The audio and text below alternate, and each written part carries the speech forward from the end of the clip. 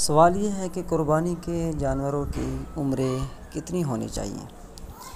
مختلف جانور ہوتے ہیں قربانی میں، تو اونٹ بھی ہوتے ہیں، گائے بھی ہوتی ہیں، بھینسیں بھی ہوتی ہیں، تو ان سب کی عمریں جو ہیں وہ مختلف ہیں۔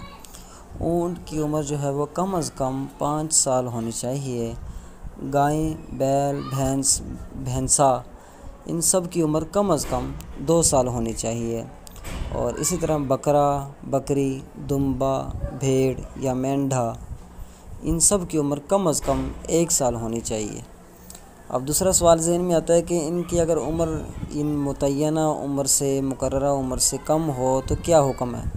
اس کا جواب علماء کرام نے ارشاد فرمایا کہ اگر قربانی کے جانوروں کی عمر مذکورہ بالا عمر سے کم ہو، بھلے 1 دن ہی صحیح ہو، یعنی کہ 1 دن بھی کم ہو، تو ایسے جانور کی قربانی جائز نہیں ہوگی۔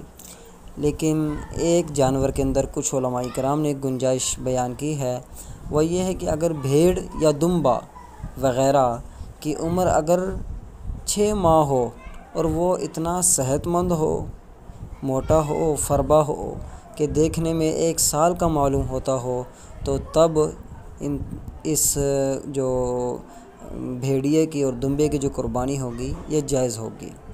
تو یہ جو مسئلہ ہے یہ فقہ کی اور بڑی بڑی احادیث کی کتابوں میں لکھا بھی ہوا ہے، تو حوالہ آپ کے سامنے شیئر ہو رہا ہے۔